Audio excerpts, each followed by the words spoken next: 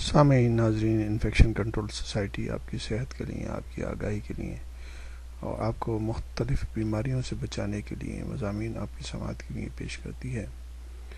Allergy کے بارے میں ہم مسلسل آپ کو مختلف طریقوں سے اور اس کی وجوہات کے بارے میں، اس کے مسائل کے بارے میں ہم آپ کو بتا رہے تھے۔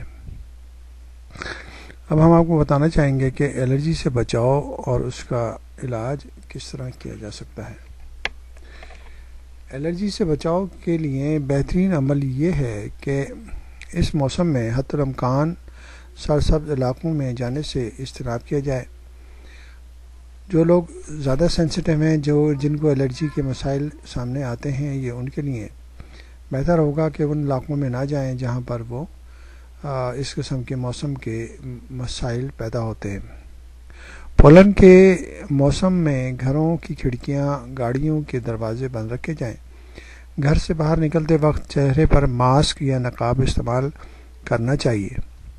سونے والے کمرے میں قالین یا دری بچھی ہو تو اسے نکال دیں، کیونکہ یہ چیزیں ہمارے جیسے ممالک کے لیے صحیح نہیں ہیں، کیونکہ اس میں ڈسٹ پارٹیکلز جمع ہو جاتے ہیں، اس میں مائٹ جمع ہو جاتے ہیں، اور یہ جو ڈسٹ پارٹیکل ہے یہ سب جو ہیں مسلسل سرکولیشن میں رہتے ہیں، جو کہ مسائل پیدا کر سکتے ہیں۔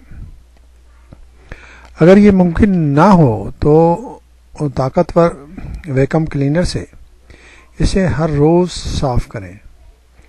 یہ بہت ضروری ہے، کیونکہ اگر کارپیٹ ہے یا دری ہے تو اس کے لیے ضروری ہے کہ آپ ایک طاقتور ویکم کلینر گھر میں رکھیں اور اسے صاف کریں۔ آپ دیکھیں گے کہ اس کے اندر بہت سارے ویکم کلینر ایسے ہوتے ہیں جس میں جو کچرا وغیرہ، مٹی وغیرہ ہوتی ہے وہ ایک جگہ جمع ہو جاتی ہے، وہ نظر بھی آتی ہے۔ تو آپ دیکھ سکیں گے کہ آپ کے کمرے میں آپ کو نظر بھی نہیں آ رہا ہوتا کہ اتنی گرد اور اتنی مٹی ہے، مگر جب آپ نے ویکم کلینر سے اسے وہ کیا، صفا کیا، تو اس میں وہ پورا جو کنٹینر ہے وہ بھرا ہوا نظر آئے گا۔ اس میں بے شمار چیزیں بھی نظر آئیں گی، آپ کو بال بھی نظر آئیں گے، اس میں رواں بھی نظر آئے گا، جو کہ مسائل پیدا کرنے کے وجہ ہوتا ہے۔ سونے والے کمرے سے ہر وہ شے نکال دیں جو گرد آلود یا گرد پکڑتی ہو، جیسے کہ روئی کی بھری ہوئی گدیاں اور دیگر اشیاء وغیرہ۔ روئی اور سنبل یا پروں والے تکیے اور گدے استعمال نہ کریں۔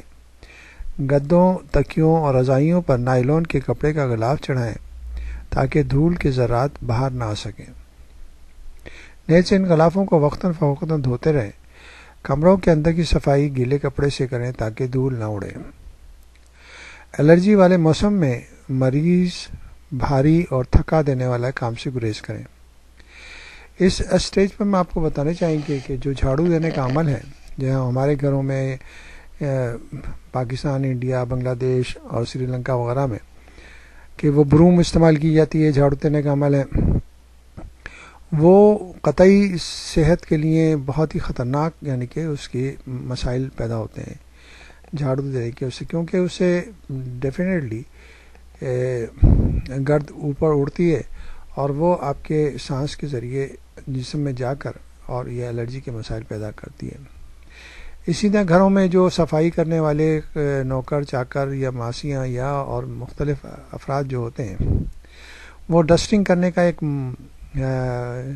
صفائی کا حصہ ہوتا ہے کہ ڈسٹنگ کی جاتی ہے۔ ڈسٹنگ کرنے سے ڈسٹ صفا نہیں ہوتی، بلکہ ڈسٹ جو ہے نا ہوا کے اندر معلق ہو جاتی ہے، اور جب ہم سانس لیتے ہیں، جو لوگ اس ماحول میں موجود ہوتے ہیں، ان کے نظام تنفس پر وہ گرد مسلسل پڑ کر اور الرجی کے مسائل پیدا کرتی ہے۔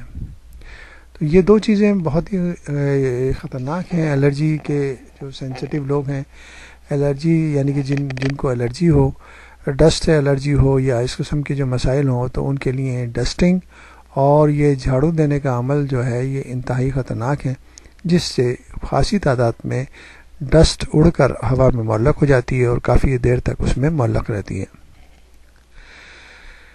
الرجی والے موسم میں مریض بھاری اور تھکا دینے والے کام سے گریز کریں، کیونکہ سانس لینے کے عمل میں اگر رکاوٹ پیدا ہوتی ہے اور آکسیجن کم ملے گی تو وہ افراد جو ہیں